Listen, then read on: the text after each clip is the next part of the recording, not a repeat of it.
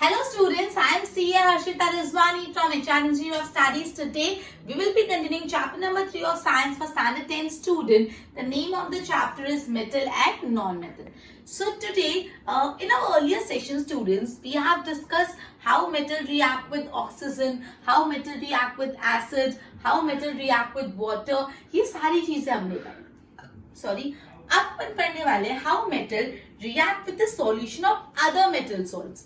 How metals reacts with solution of other metal salt.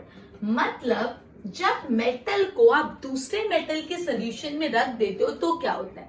तो चलो सबसे पहले इसमें एक एक्टिविटी परफॉर्म करनी है. उस एक्टिविटी में आप देख सकते हो इन्होंने 2 टेस्ट ट्यूब ली है. एक टेस्ट ट्यूब में इन्होंने कॉपर सल्फेट का सोल्यूशन डाला है. मैं पूरे एपेरेटस नहीं बना रही, थोड़ा आउटलाइन दे रही हूँ. ये एक टेस्ट ट्यूब है जिसके अंदर उन्होंने डाला है ये जो सोल्यूशन है ना वो है कॉपर सल्फेट. ठीक है. और कॉपर सल्फेट के सोल्यूशन के अंदर यहाँ पे आयरन नील डिप करा है. ये आयरन नील है. कॉपर सल्फेट सोल्यूशन में इन्होंने क्या डिप किया, आयरन नील. राइट. दूसरी साइड एक और टेस्ट ट्यूब ली है और उसके अंदर सोल्यूशन दिया है आयरन सल्फेट का. अब ये जो सोल्यूशन है वो कौन सा है, वो सोल्यूशन है आयरन सल्फेट का. और इसके अंदर एक कॉपर की वायर डाल दी. मतलब आप देख पा लो कि यहाँ पे एक सोल्यूशन में कॉपर सल्फेट का सोल्यूशन है और आयरन नील डाला है और दूसरे में आयरन सल्फेट का सोल्यूशन है और कॉपर की वायर डाली है. अब एक्चुअली ये क्यों बोला है, क्या इसका मतलब है. लॉजिक क्या होता है, जो मोर रिएक्टिव मेटल होता है वो लेस रिएक्टिव मेटल को डिस्प्लेस कर देता है फ्रॉम अ सोल्यूशन. मतलब जो मेटल ज्यादा रिएक्टिव है वो कम रिएक्टिव मेटल को डिस्प्लेस कर लेगा. मतलब more reactive metal less reactive metal की जगह ले लेगा. ये 2 एग्जांपल में 2 मेटल की बात की. एक तो है आयरन और दूसरा है कॉपर. तो सबसे पहले आपको पता है कि इन दोनों में से ज्यादा रिएक्टिव कौन सा, आयरन और कॉपर में से आयरन इज मोर रिएक्टिव. तो यहाँ पे आयरन नील डाला in the copper sulphate solution. मतलब अपना ने यहाँ पे कॉपर सल्फेट सॉल्यूशन था, उसमें अपन ने क्या डाला, आयरन का नील डाला. अब आयरन जो है ना कॉपर से ज्यादा रिएक्टिव है. तो आयरन, अपना लॉजिक क्या है, अपना प्रिंसिपल क्या है, more reactive metal will displaces the less reactive metal from a solution. तो यहाँ पे आयरन ज्यादा रिएक्टिव है तो वो किसको डिस्प्लेस कर देगा, कॉपर को डिस्प्लेस कर लेगा. मतलब ये हो जाएगा अपना iron solution, iron sulphate solution हो जाएगा और कॉपर अलग सा रह जाएगा. मतलब यहाँ पे एक्चुअली क्या होगा, जो आयरन कॉपर सल्फेट में डाला है, आयरन ज्यादा रिएक्टिव होता है तो वो कॉपर को कॉपर सल्फेट में से डिस्प्लेस कर लेगा और कॉपर को अलग कर देगा क्योंकि आयरन ज्यादा रिएक्टिव है. लेकिन यहाँ पे देखो, यहाँ पे अपने पास आयरन सल्फेट का सॉल्यूशन था, आयरन सल्फेट सॉल्यूशन, और उसमें अपन ने कॉपर वायर डाली. तो यहाँ पे क्या कॉपर आयरन की जगह ले पाएगा, नहीं. क्यों नहीं ले पाएगा, क्योंकि कॉपर आयरन से लेस रिएक्टिव है. तो यहाँ पे कॉपर आयरन की जगह नहीं ले पाएगा. तो मेन प्रिंसिपल क्या है, मोर रिएक्टिव मेटल जो होता है वो लेस रिएक्टिव मेटल को डिस्प्लेस कर देता है फ्रॉम इट्स सोल्यूशन. तो यहाँ पे जब आपने कॉपर सल्फेट के सोल्यूशन में आयरन नहीं डाला तो आयरन कॉपर से ज्यादा रिएक्टिव होता है, इसलिए आयरन कॉपर को रिप्लेस कर देता है कॉपर सल्फेट सोल्यूशन में से और कॉपर अकेला रह जाता है. लेकिन जब आपने आयरन सल्फेट में कॉपर डाला तो कॉपर आयरन सल्फेट में से आयरन को डिस्प्लेस नहीं कर पाएगा क्योंकि कॉपर आयरन से कम रिएक्टिव है. तो यही इसका कंसेप्ट है कि how metal react with the solution of other metal.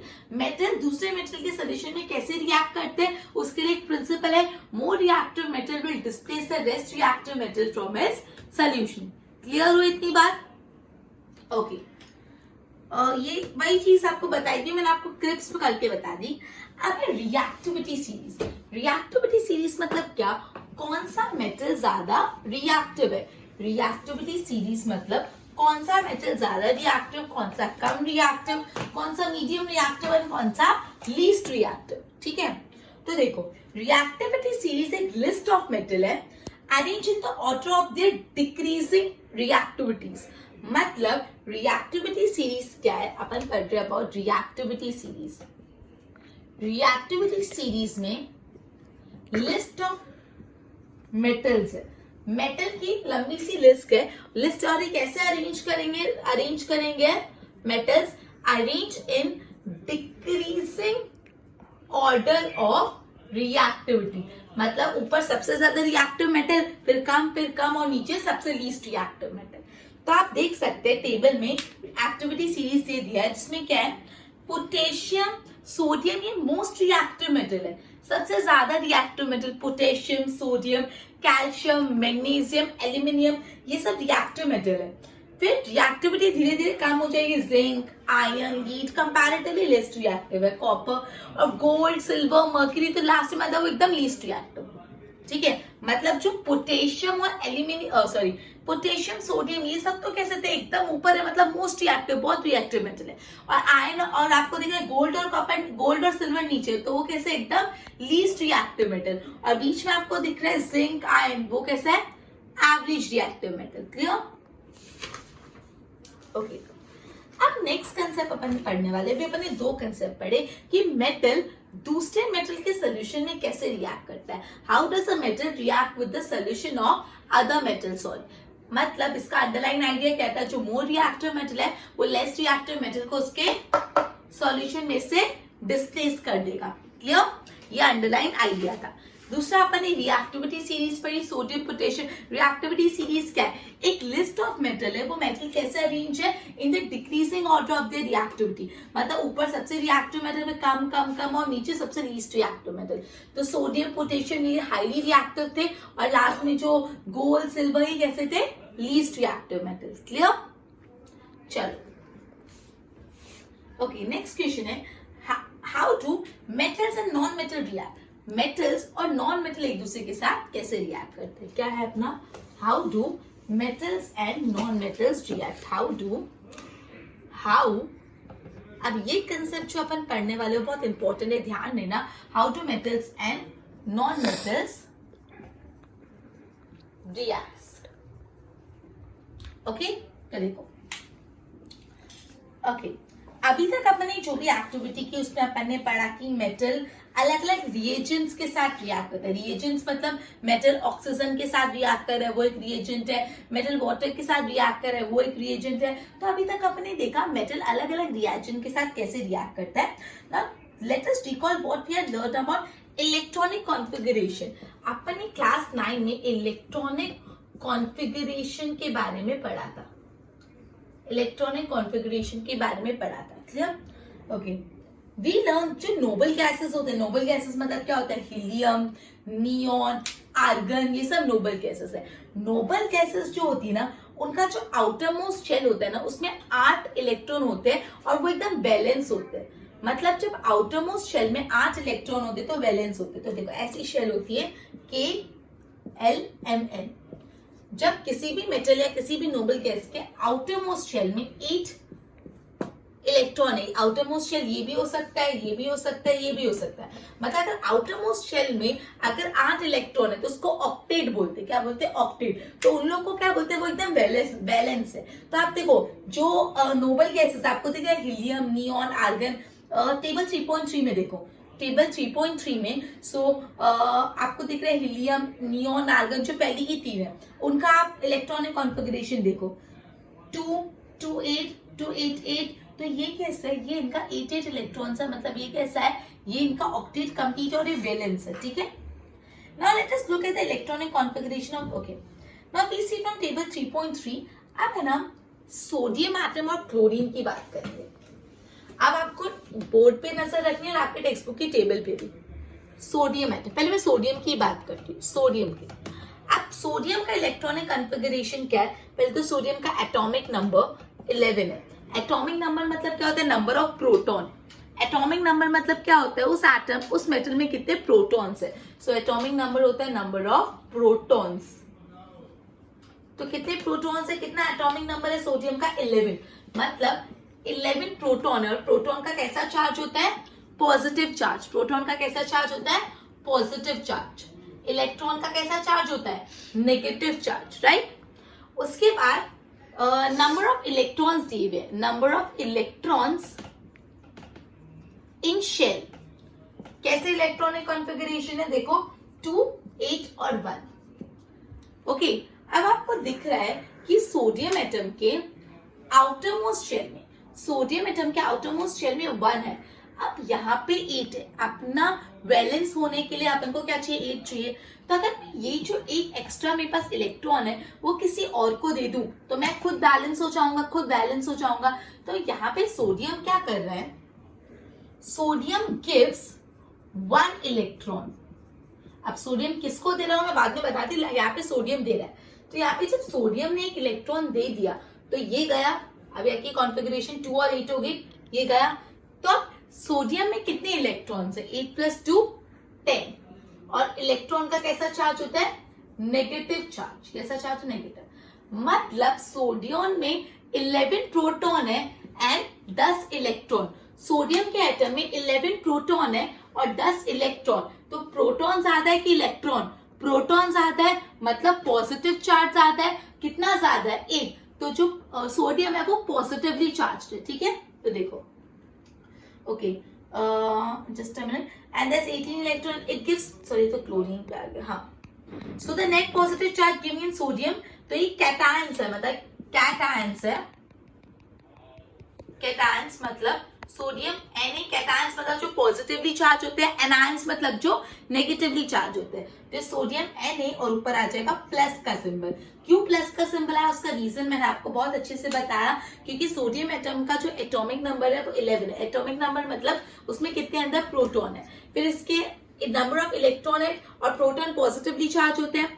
Number of electron है 281, ठीक है, 281। अब मैंने आपको बोला बैलेंस होने के लिए आउटर मोस्ट शेल में 8 इलेक्ट्रॉन होने चाहिए। यहाँ पे देखो इसके पहले 8 है, तो अगर ये अपना एक इलेक्ट्रॉन किसी और को दे दे तो इसकी इलेक्ट्रॉनिक कॉन्फ़िगरेशन 28 हो जाएगी और ये बैलेंस हो जाएगा।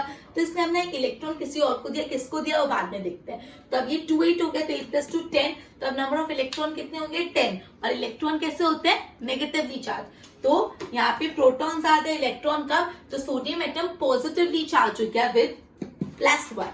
क्लियर? अच्छा, ओके, जस्ट अ मिनट, हाँ। अब ऑन द अदर हैंड हम लोग बात करते हैं क्लोरीन की। ये सोडियम, अब क्लोरीन की बात करते हैं। हमको सोडियम और क्लोरीन को ही जोड़ना है एक्चुअली। अब क्लोरीन की डिटेल्स देखो। क्लोरीन का है भाई लास्ट वाला। क्लोरीन का एटॉमिक नंबर है 17। मतलब क्लोरीन में कितने नंबर ऑफ प्रोटॉन है? क्लोरीन में 17 प्रोटॉन है। और प्रोटॉन कैसे होते हैं? पॉजिटिवली चार्ज, ठीक है। कितने प्रोटॉन है? 70। इसका इलेक्ट्रॉनिक कॉन्फ़िगरेशन देखो, इसमें नंबर ऑफ इलेक्ट्रॉन्स कितने हैं? क्लोरीन में नंबर ऑफ इलेक्ट्रॉन है इसकी 2, 8 और 7। ओके, 2, 8 और 7। अब आप देख सकते हैं कि इसके आउटरमोस्ट शेल में कितने हैं? 7 इलेक्ट्रॉन। इसको अपना ऑक्टेट कंप्लीट करने के लिए कितने इलेक्ट्रॉन चाहिए? सिर्फ और सिर्फ एक। तो वो एक इलेक्ट्रॉन किससे ले लेगा? सोडियम से ले लेगा। सोडियम को एक इलेक्ट्रॉन देना था, क्लोरीन को एक इलेक्ट्रॉन चाहिए, तो एक ने लिया, दूसरे ने दिया, ठीक है। तो इसका कॉन्फ़िगरेशन क्या हो गया? 2, 8, 7, 7 नहीं 8, क्योंकि एक मिला ना इसको। अब कितने नंबर ऑफ इलेक्ट्रॉन हो गए? 8 + 8 16, 17, 18। यहाँ पे कितने इलेक्ट्रॉन्स हो गए? 18। तो मतलब अब यहाँ पे अब इलेक्ट्रॉन का कैसा चार्ज होता है? इलेक्ट्रॉन का चार्ज कैसा होता है? Negative charge. इलेक्ट्रॉन का चार्ज होता है नेगेटिव, ठीक है। तो यहाँ पे इलेक्ट्रॉन ज्यादा है, प्रोटॉन कम। तो इलेक्ट्रॉन ज्यादा तो कैसा चार्ज होगा? नेगेटिव। और कितना ज्यादा? 1। तो यहाँ पे हम Cl- लिख देंगे, क्योंकि क्लोरीन ने एक एटम, एक इलेक्ट्रॉन किसी से लिया। अब इसको कैसे पूरा कॉन्फ़िगरेशन में हम लिखेंगे वो सिखाती हूँ। पहले क्या किया वो समझा। सोडियम एटम देखा, उसका एटॉमिक नंबर 11 था, मतलब प्रोटॉन 11 थे। उसका इलेक्ट्रॉनिक कॉन्फ़िगरेशन 281 था, तो उसने हमने एक इलेक्ट्रॉन किसी और को दे दिया, तो 2 और 8 हो गया। तो ऑक्टेट कंप्लीट हो गया। 8 + 2 10 हो गया। प्रोटॉन 11, इलेक्ट्रॉन 10, मतलब 1 का पॉजिटिव चार्ज। क्लोरीन में प्रोटॉन 17 थे और इलेक्ट्रॉन 287 थे, लेकिन उसको एक और मिल गया सोडियम से, तो 7 का 8 हो गया, ऑक्टेट कंप्लीट हो गया और टोटल हो गया 8, 16, 17, 18, मतलब इलेक्ट्रॉन 18, प्रोटॉन 17, तो क्लोरीन का एक नेगेटिव चार्ज। अब इसका कैसे कॉन्फ़िगरेशन सेट करते हैं, पूरा फॉर्मेशन। अभी तक कितना क्लियर हुआ? सोडियम ने एक एटम दिया और पोटेशियम क्लोरीन ने एक लिया। अब देखो यहाँ पे अपना Na भाई मतलब सोडियम, ठीक है, मतलब इसका इलेक्ट्रॉनिक कॉन्फ़िगरेशन है 281, अभी तक तो 281 ही है। इसका क्या असर हो रहा है? Na प्लस हो जा रहा है, मतलब इसका पॉजिटिव चार्ज हो जा रहा है, प्लस हो जा रहा है, मतलब इधर कितना बच रहा है? सिर्फ 2 और 8, क्योंकि 1 तो गया ना, ठीक है, 281 था, 1 गया, पॉजिटिवली चार्ज हो गया, 2 और 8 हो गया, प्लस यहाँ पे, ठीक है, तो यहाँ पे इसको क्या हो गया? सोडियम कैसा हो गया? कैटायंस, मतलब पॉजिटिवली चार्ज। क्लोरीन का क्या हुआ? Cl, क्लोरीन था 2, 8 और 7, ठीक है, यहाँ पे इसको मिलने वाला है, तो यहाँ पे प्लस E1 E माइनस, क्या हो गया? क्लोरीन अब नेगेटिवली चार्ज हो गया और 2, 8 और 7 के बदले क्या हो गया? 8, 7 के बदले 8, तो क्लोरीन कैसा है? एनायंस, एनायंस मतलब जो नेगेटिवली चार्ज होते हैं। अब देखो यहाँ पे था अपना Na और यहाँ पे Cl, दोनों का प्लस, यहाँ पे Cl के पास 7 थे, 1, 2, 3, 4, 5, 6 और 7, और यहाँ पे इस Na के बाद एक एक्स्ट्रा था, एक इलेक्ट्रॉन एक्स्ट्रा था, तो अपना एक एक्स्ट्रा इलेक्ट्रॉन उसने इसको ट्रांसफर कर दिया, तो अल्टीमेटली अब क्या हुआ? देखो Na प्लस Cl माइनस, और इधर 1, 2, 3, 4, 5, 6, 7 और ये एक इसका मिला वो, तो ये अपना पूरा हो गया इसका सोडियम क्लोराइड का फॉर्मेशन। कैसे हुआ? सोडियम पहले था 281 के में, सोडियम ने अब 28 हो गया विद अ पॉजिटिव चार्ज, क्योंकि एक उसने दे दिया। क्लोरीन 287 था, इसमें से इसको 8 मिला, अब क्लोरीन का नेगेटिव चार्ज हो गया 288, बिकॉज इसमें इलेक्ट्रॉन ज्यादा हो गए तो एक एनायन हो गया। फिर Na के पास जो एक था उसने क्लोरीन को दे दिया, क्लोरीन के पास ऑलरेडी 7 थे। क्लियर? अब ये पूरा अपन ने पढ़ा, sodium and chlorine ion are being oppositely charge attract each other, ठीक है, तो NaCl इस तरह से बनता है। ओके, अब एक और, ये पूरा आयोनिक कंपाउंड का फॉर्मेशन था, एक और आयोनिक कंपाउंड का फॉर्मेशन देखते हैं जो मैग्नीशियम क्लोराइड। एक और देखते हैं मैग्नीशियम क्लोराइड। पहले हम डिटेल्स से स्टडी कर लेते हैं कौन ले रहा है और कौन दे रहा है और कितना ले रहा है दे रहा है। एक है मैग्नीशियम क्लोराइड, तो सबसे पहले मैग्नीशियम के नंबर ऑफ प्रोटॉन देख लो, प्रोटॉन मतलब एटॉमिक नंबर देख लो। मैग्नीशियम का है, मैग्नीशियम सोडियम के नीचे 12 है, मतलब एटॉमिक नंबर 12 है, मतलब प्रोटॉन 12 है, और इलेक्ट्रॉन्स कितने हैं? इलेक्ट्रॉन्स का इलेक्ट्रॉनिक कॉन्फ़िगरेशन है 282, 282, तो इसको क्या करना चाहिए? अपने 2 इलेक्ट्रॉन दे देने चाहिए, तो क्या हो जाएगा? 2 और 8, मतलब इसका ऑक्टेट कंप्लीट हो जाएगा।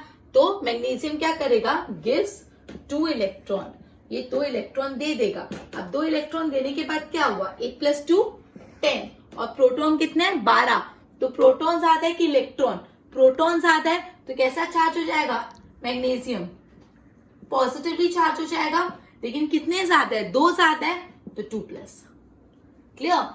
मैग्नीशियम के प्रोटॉन 12 थे, इलेक्ट्रॉनिक कॉन्फ़िगरेशन 282 था।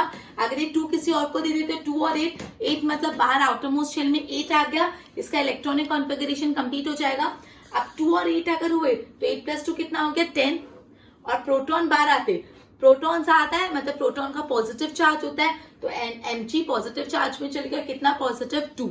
अब क्लोरीन का मैटर देखो, क्लोरीन में प्रोटॉन तो उतने ही थे, कितने थे क्लोरीन में प्रोटॉन?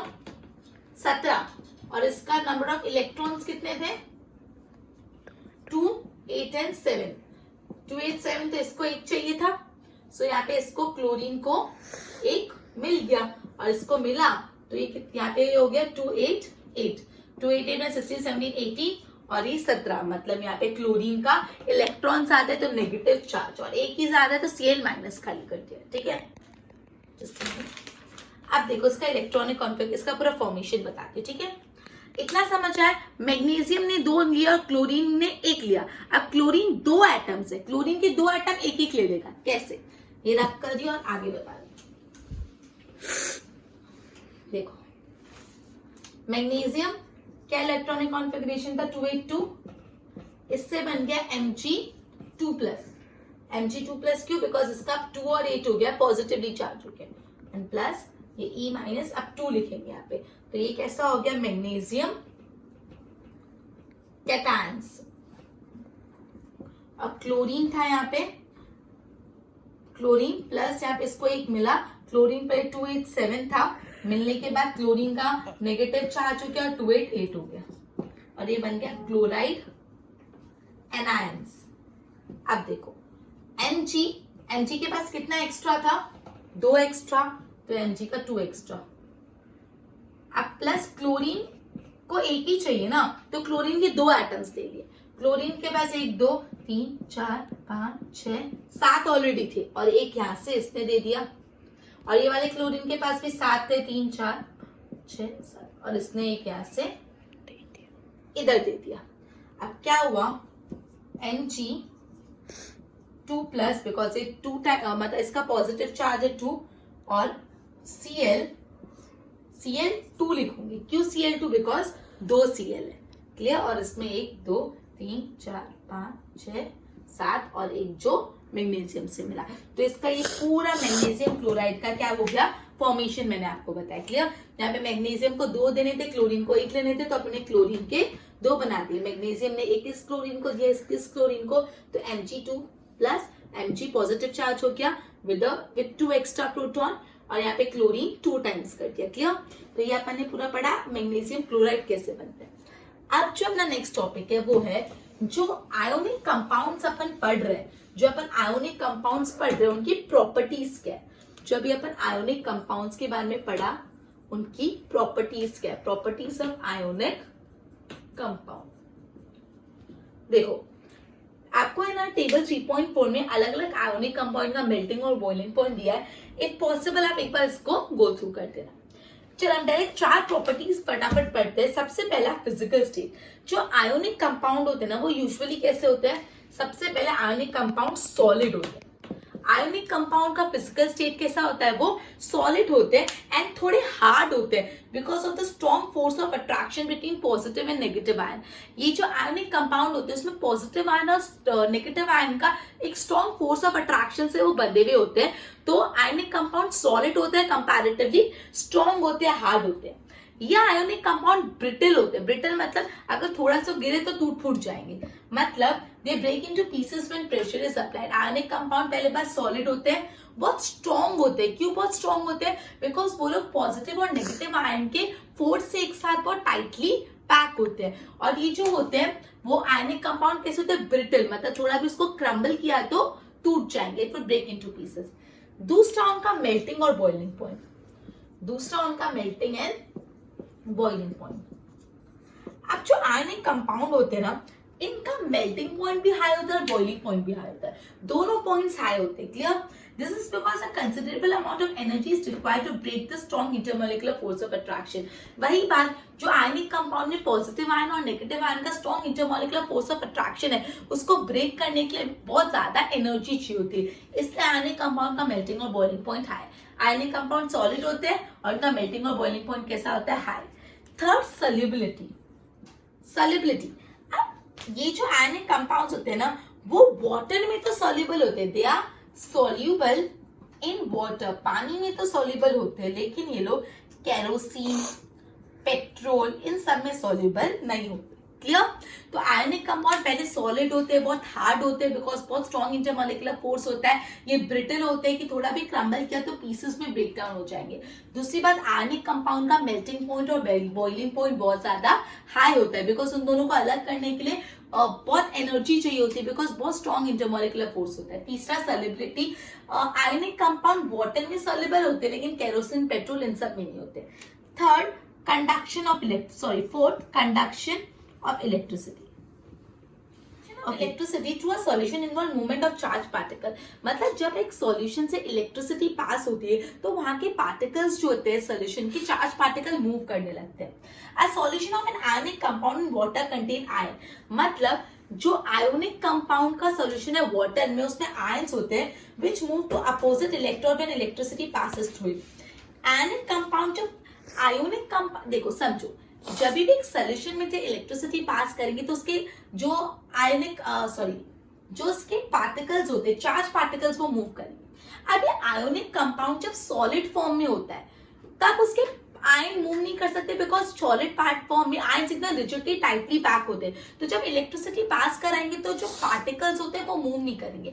मतलब जब आयोनिक कंपाउंड सॉलिड फॉर्म में होते हैं तो इलेक्ट्रिसिटी कंडक्ट नहीं करते, क्योंकि जब वो सॉलिड फॉर्म में होते हैं तो आयन्स मूव नहीं करते। लेकिन जब ionic compound just a minute molten state में होते हैं, मतलब लिक्विड स्टेट में होते हैं, लिक्विड स्टेट में होते हैं, जो इलेक्ट्रिसिटी पास होगा तो पार्टिकल्स मूव करेंगे, चार्ज पार्टिकल्स, तो वो इलेक्ट्रिसिटी कंडक्ट करेंगे। मतलब आयोनिक कंपाउंड जब सॉलिड स्टेट में होते हैं तो इलेक्ट्रिसिटी नहीं कंडक्ट करते, और आयोनिक कंपाउंड जब मॉल्टन स्टेट में होते हैं तो इलेक्ट्रिसिटी कंसर्व करते हैं। This is possible in molten state since the electrostatic force of attraction between the two oppositely charge particles are overcome due to heat. ठीक है, ओके। तो यहाँ पे क्या बोला है, चार आपको प्रॉपर्टीज बताइए आयोनिक कंपाउंड की। पहला प्रॉपर्टी, आयोनिक कंपाउंड का physical state. Ionic compound solid होते हैं और वो बहुत ब्रिटल होते हैं कि थोड़ा सा भी क्रम्बल किया तो टूट जाएंगे इनटू पीसेस। दूसरा, आयोनिक कंपाउंड का मेल्टिंग पॉइंट और बॉइलिंग पॉइंट दोनों बहुत हाई होता है, बिकॉज वो लोग बहुत टाइटली रिजिडली पैक्ड होते हैं और उसको ब्रेक करने के लिए बहुत हाई एनर्जी चाहिए होती है। तीसरा, सॉल्युबिलिटी। आयोनिक कंपाउंड वाटर में सॉल्युबल है, लेकिन केरोसिन, पेट्रोल इन सब में सॉल्युबल नहीं है। तो फिर आता है conduction of electricity. Ionic compound जब सॉलिड फॉर्म में होते हैं तो इलेक्ट्रिसिटी कंडक्ट करते हैं, लेकिन आयोनिक कंपाउंड जब मोल्टन फॉर्म में होते हैं तो इलेक्ट्रिसिटी कंडक्ट नहीं करते। रीजन भी मैंने आपको बताया। क्लियर? सो अपन ने आज क्या किया, आज अपन ने 3 टॉपिक देखे कि मेटल दूसरे मेटल के सोल्यूशन में कैसे मिक्स होते हैं। तो इसका लॉजिक क्या था, more reactive metal less reactive metal को डिस्प्लेस कर लेता है उसके ही सॉल्यूशन में से। फिर अपन ने पढ़ा मेटल और नॉन मेटल एक दूसरे के साथ कैसे रिएक्ट करते हैं। उसमें मैंने आपको 2 का आयोनिक कंपाउंड बनाना सिखाया, सोडियम क्लोराइड और मैग्नीशियम क्लोराइड का। उसके बाद अपन ने आयोनिक कंपाउंड की 4 प्रॉपर्टीज पढ़ी। Okay, with this we would be ending our lecture, और अपने नेक्स्ट सेशन में अकरेंस ऑफ मेटल स्टार्ट करेंगे and will try to finish this chapter. Till then good bye.